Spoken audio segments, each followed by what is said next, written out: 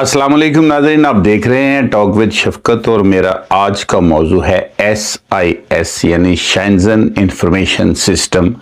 उसमें जिन लोगों का नाम आ गया है उसका मसला कैसे हल होगा।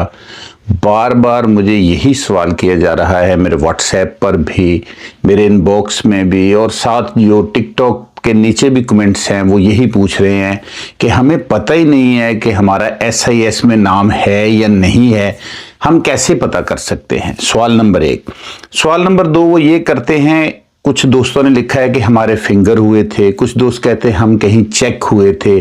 कुछ दोस्त कहते हैं कि हमने किसी मुल्क में असाइलम किया था तो वहां पे हमारे फिंगर हुए थे।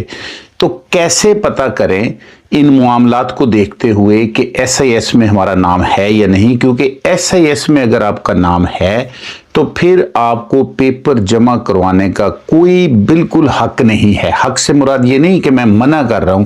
हक से मुराद ये है कि आप पेपर जमा करवाएंगे और वो रिजेक्ट कर देंगे, बल्कि उन्होंने रिजेक्ट करने शुरू कर भी दिए हैं। जो रिजेक्शन का पॉइंट लिख रहे हैं वो SIS में नाम होना ही लिख रहे हैं।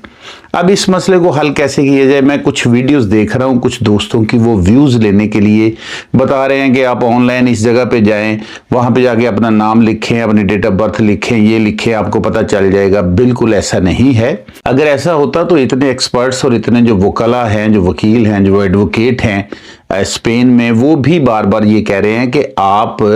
जिस मुल्क में चेक हुए थे, जिस मुल्क में आपके फिंगर हुए थे, जिस मुल्क में किसी जुर्म की पदाश में आपके फिंगर्स हुए हैं, उस मुल्क के किसी वकील से राब्ता करें और वकील को कहें कि वो SIS का जो सिस्टम है उसमें जाकर या कोई एप्लीकेशन देकर उस डिपार्टमेंट को ये चेक करे कि क्या ये नाम और डेट ऑफ बर्थ है उसमें, इनका फिंगर है उसमें, तो फिर उसको क्लियर करवाने की कोशिश करें, वरना आपकी फाइल रिजेक्ट कर दी जाएगी। आप इस चीज़ को समझने की कोशिश करें। कुछ एजेंट माफिया ये कह रहा है कि आपका नाम अगर SIS में भी है, आपके फिंगर्स अगर उसमें भी हैं, आपका रिकॉर्ड जो है वो SIS में है, फिर भी हम, यानी उसको सिस भी कह सकते हैं, तो वो कहते हैं कि फिर भी हम आपके कागजात निकलवा देंगे। ये बिल्कुल गलत है। जब ऑनलाइन आपके पेपर गवर्नमेंट इस्पानिया के पास, उस मैनेजमेंट के पास जाने हैं, उन्होंने देखना है कि आपका नाम सिस में है, तो उन्होंने फौरी तौर पे रिजेक्ट कर देनी है फाइल।